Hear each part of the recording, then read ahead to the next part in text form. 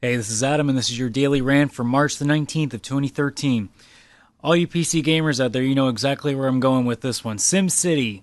Yes, we had the problems with the online DRM that has been such a great decision for games lately, as we all know with Diablo 3 and any MMO that always comes up on launch date that just ends up failing miserably because the servers can't handle it because, in quotations, we had no idea how bad the servers would be. Yes, I know, a game that was going to sell really well at launch did not figure that they might want to get the servers buffed up just a little bit for the first couple weeks.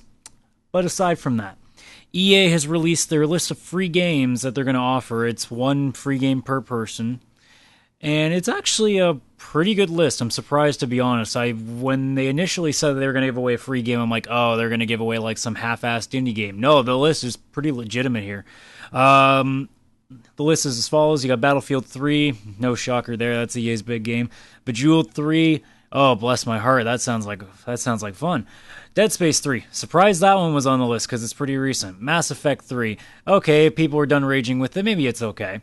Medal of Honor Warfighter, go to hell, EA, that game sucks.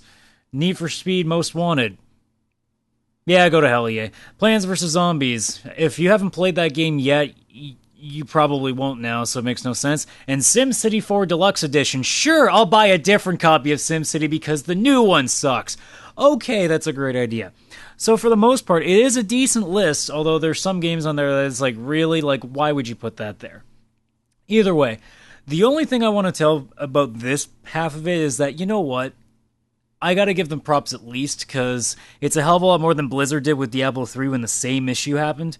So you know what, for them actually giving out a free game and some of them being really good games on the list, I can't really feel bad for them. At the same time, though, they still should have known better. There's no way that I'm going to keep hearing this excuse every time they put an always-on DRM game out that there is little expectation of how many people are going to play it. You know you've got a big series on your hands, and you don't think that that many people are going to play, and you don't need to buff up your servers even more. Even EA actually held back the launch just a little bit to buff up the servers, and they still failed miserably. So you really got to be able to gauge these things out, and we got to hope that this stops happening.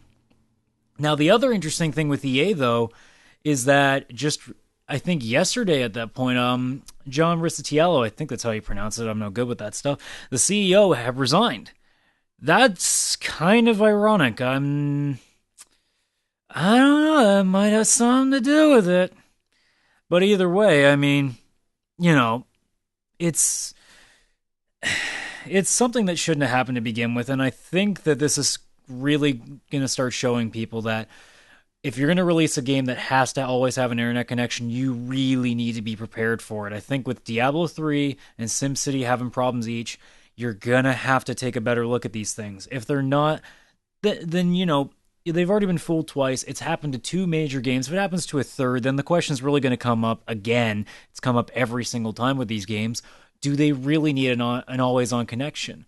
That makes no sense, especially in a game like SimCity, where a lot of people are just going to play it themselves because, you know, we like having our own little towns that we can build up to the point of awesomeness, and then, oh yeah, we're just going to destroy it all in one big blow. So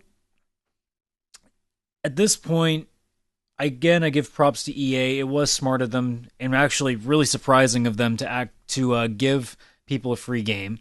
I do understand that, you know, mistakes will happen, but you kind of expect better from a company that is arguably one of the biggest developers in the industry right now. Either way, you know, we'll hope for something better down the road, and we'll hope that the next major game that tries this ridiculous idea of an always-on connection, you know, maybe they might actually buff their servers a bit. Only time will tell, though.